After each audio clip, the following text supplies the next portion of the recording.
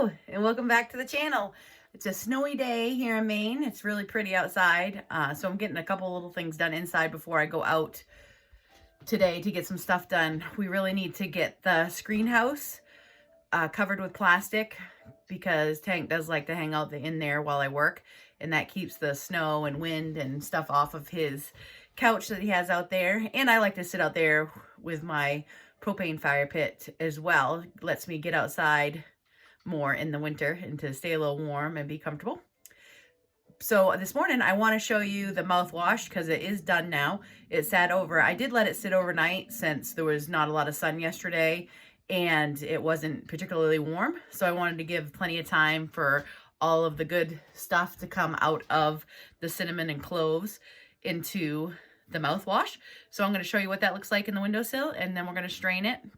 And I think I'm going to make some pancakes, and then I'm going to head outside. I think today what I would like to do is just give you an overview of how I ended up getting my camp and how I ended up getting Tank.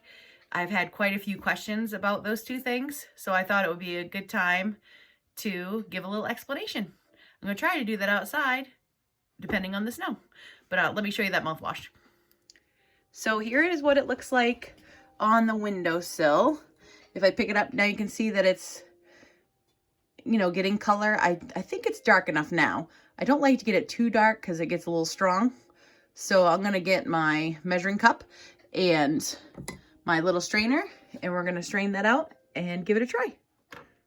All right, so I got my measuring cup and my strainer and the mouthwash, and we're going to see what we can do here. I don't have a very big strainer, so I'm going to pour it slow. Probably make a mess, but we'll see. We'll give it a pour here. Oh, there goes some of the cloves. The cinnamon sticks I can probably just pick out after. But all you do, oh, it smells really good. So I'm just going to get those cinnamon sticks out. Let's give it a tap. That one's stuck. Oh, here. I can use this and get it out. Sometimes they turn sideways and they don't want to come out. There we go. All right. So I'm just going to move this out of the way. And then I'm going to pour this back into the jar. And I'm going to give it a try. It looks like a pretty good color. That is the color I usually shoot for. You know, you can make it to your taste. You can let it sit a little less or a little longer, depending on what you want. So let me just give it a try.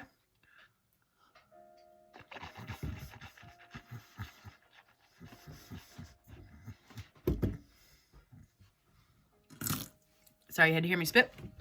But no, I think that came out perfect. If it's not a taste that you're used to, it might take you a little bit of time to get used to it. I can taste the baking soda a little bit. So if you don't like that baking soda taste, you can reduce it just a little bit. I always like overflow my teaspoon, but you could just level it off. But yeah, so that is the mouthwash all finished. I am splurging and making some pumpkin pancakes this morning. I can't wait. I may not get an award for the prettiest pancakes ever, but they are going to taste really good. As you can see, it's a snowy day here.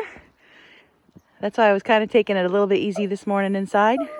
Oh, are you talking to me? What do you want to say, bud? And so I'm going to head over here to the screen house and try to make a little video for you. What do you want, Tinky? Hi, all right, we're in the screen house now.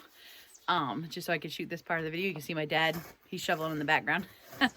I'll go help him in a little bit.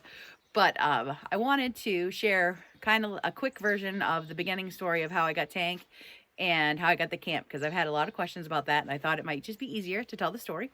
So I bought this camp in July of 2020, and I got Tank in December of 2020, which was a miracle, because I had in between July and December, I had a major life-changing event. I won't get into that today.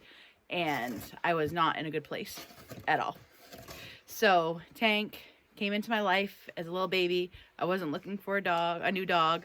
I wasn't expecting to get a new dog. At the time, I had two older small dogs that I had had since my son was little. They were both around 14 years old, I believe, because they passed away a couple years ago when they were 15. Well, probably 3 years ago now, just due to old age. But anyway, Tank came into my life at a time that I didn't know I had needed him, but I did need him. He brought me out of a really tough time, and and now he's going to talk to us. But anyway, so Tank actually came from a family that lived probably about 5 miles from here.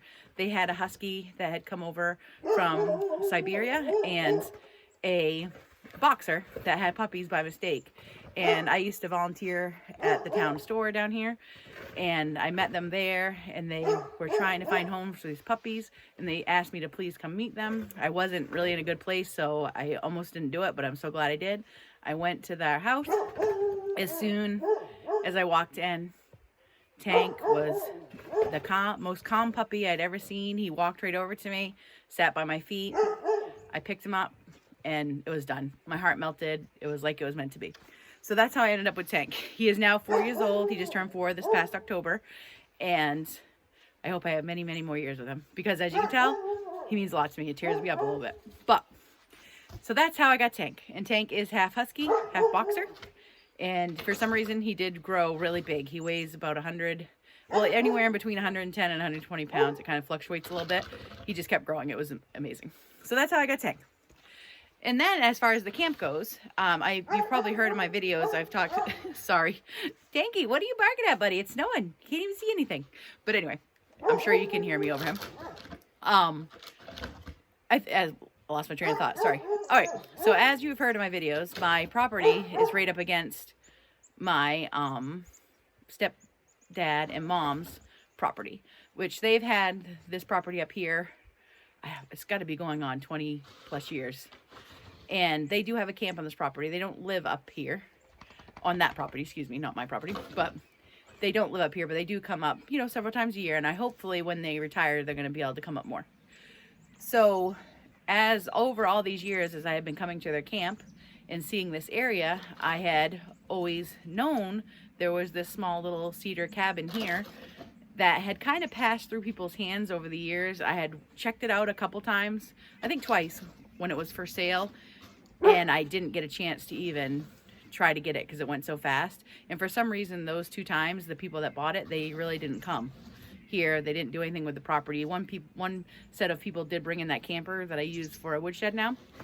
So I had always wanted to live off grid. So when my son, I had talked to my son, and when he knew that when he graduated high school and went off to college, I was probably going to start a new chapter in my life and move somewhere off grid.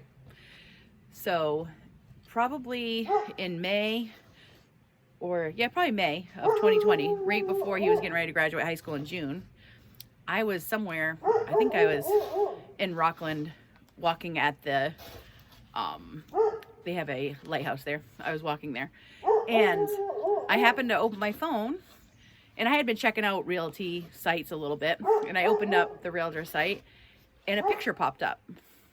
And I'm like, that place looks really familiar. And I was like, I know I've seen that place before. So I looked into it a little more, and it was this place that I had been looking at for years, right adjacent to my family's land, which would be ideal, especially if they get to be up here more. And excuse me just for a second. I'm going to just check, make sure Tank isn't really seeing something. No, must have been a squirrel or something. Wasn't anything important. But anyway, so I'm on this realtor site. I see this picture. It's this camp. I have walked on this property when it was empty. I'd always loved it because the camp was really cute. It was right on the stream. I had that path to the stream. So I immediately, called the realtor, and I'm like, what do I need to do? And he said that it had just been posted that day. I don't know what the odds of me finding it the same day it was posted on the site. But anyway, it was posted on the site. I called them. He said he had already had a couple inquiries. What would I be willing to offer? And he suggested that I write a letter to the seller as to why I want this place. Because I had given him a little bit of the background about my family's property being right up against it and things like that.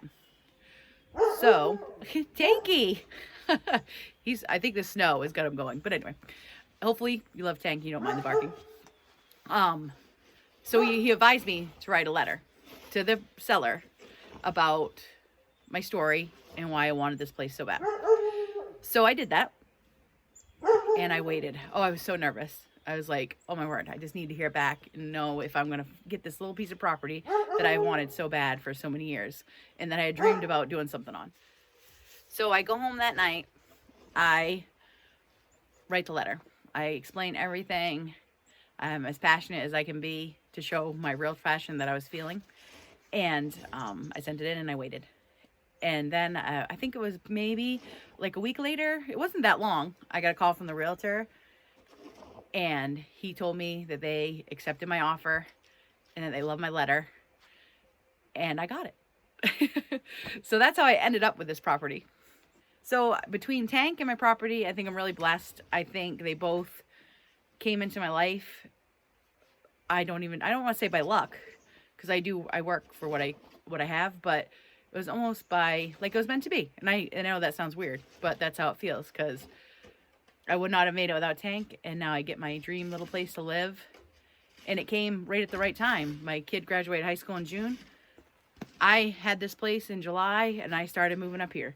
Now, that's why I also bring up, don't always say you have to wait till you have everything perfect before you can follow your dreams and do what you need to do, because I moved up here. This camp was a disaster.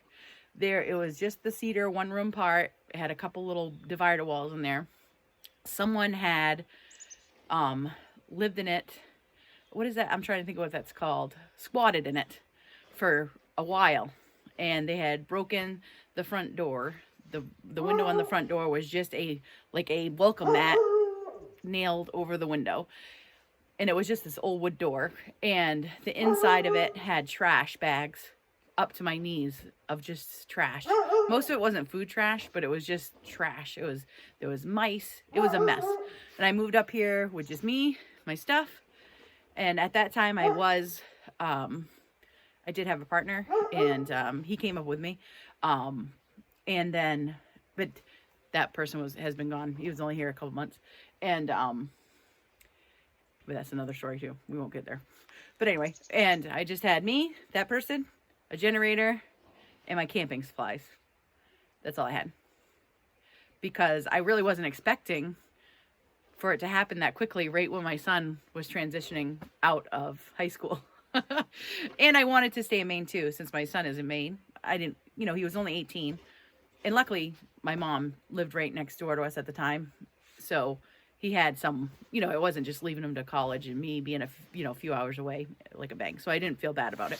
And he was good with it, so I felt good. So this place was a mess. I only had from July to like November to get the room added on and to get the stuff inside straightened out before winter came. So, but I did it. And I still was working my same job I had now, because I got a remote job probably, I think it was that fall before July of 2020. It was before COVID. It was in 2019 when I was able to get a remote job, and I was working remotely from my previous residence down near where my mom lives. And so I had already had a remote job, which I was super lucky. So when I moved up here, at least I had work. That did help a lot. But I worked on this, and it wasn't finished by winter time, but it was enough to survive. It was a little chilly in that extra room, but I made it. But that is the basis of how I got Tank and how I got the camp. So I hope that answered a lot of the questions that people were asking. If you have other questions or things that I might have left out that you want to know, please tell me. I'll be happy to answer them. I have been so enjoying everybody's comments and everything. I know I've said that a lot, but I'm going to keep saying it because it's just, I try to be a positive person, and all of the positivity that has been coming from you guys really even like hypes that right up and makes it even easier to stay positive in a world that's a little crazy. So that's the story, and I hope you enjoyed that story. And I think we're going to get working on covering up the screen house with plastic. But there's one more thing I want to show you on today's video, and that is just what we do in the generator shed during the winter. So this is what I wanted to show you in our generator shed. Is we set this up in the winter. It's just a 2-burner. Let me try to get a little closer. It's a 2-burner propane heater that just goes right on top of a 20-pound tank or whatever size tank you have. And that way, when we wake up and it's negative degrees or really cold and the generator doesn't really want to start, it gives us, we just turn this on about a half hour before we want to turn the generator on, and then the generator starts up beautifully. Someone was talking about the hours on my generator, because this is a Predator 3500 just from Harbor Freight. And let me see. So right now I have 6,547 hours. I do run it about 4 hours a day, and I've had this, I got it, I think I was up here almost a year when I bought this generator. So I've been here 4.5, so it's probably a good 3.5, 4 years old, and it's still doing great. But I wanted to show you that just in case anyone has a hard time starting their generator in the winter. Just heat it up a little bit. It doesn't have to be this type of heater per se, but that's the one we use. So I think Tank is barking now because he's ready to go for a walk. So we're going to go take a walk in the snow. Oh, and now he's playing with a squirrel over there. I don't know if you can see it. Tanky, did you get that squirrel? He's watching it. The sun coming through the clouds with the snow is just beautiful today. I had to show that. I think we've got about 5 or 6 inches of snow. So we're gonna go take a walk now. Tank's been waiting patiently. But it is quite beautiful. Oh, here he comes. Here he comes. Woohoo! Yeah, he's having a blast.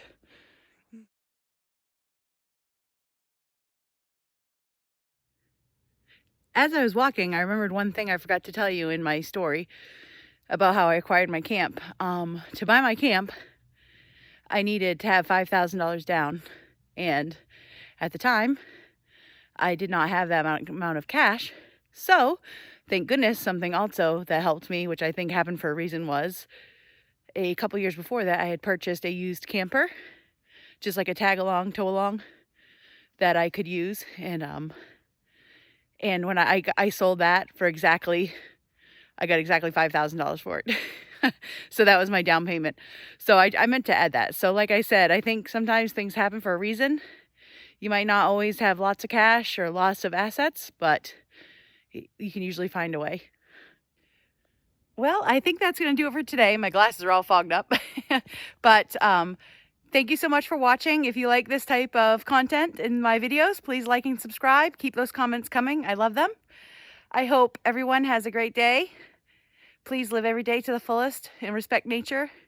And I just want to say, anyone out there that is dealing with domestic violence, anxiety, PTSD, agoraphobia, you know, any issue really, just remember, stay strong. Don't be afraid to ask for help. Never lose sight of hope, and I promise better days are coming, many better days. So Tank is right here. Hold on, let me see if I can get him on the camera. He's right here. I was holding on to him so I get a close up. He says bye and hi, and he wants to run, so I'm going to let him do that. We're going to finish our walk.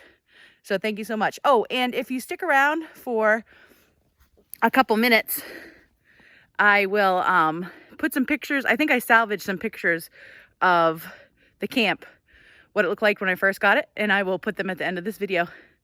Thanks again. See you next time.